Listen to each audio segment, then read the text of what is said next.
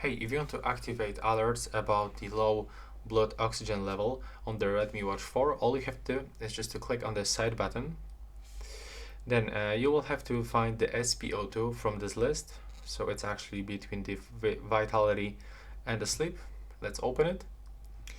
Next, you will have to scroll down, go into the settings, and you have to turn on the all-day tracking. And after this, you can enable the low SpO2 alerts. And you can actually get 90%, 85 or 80. I will actually recommend you to get the 90 because the 85 and the 80 is actually really low parameter.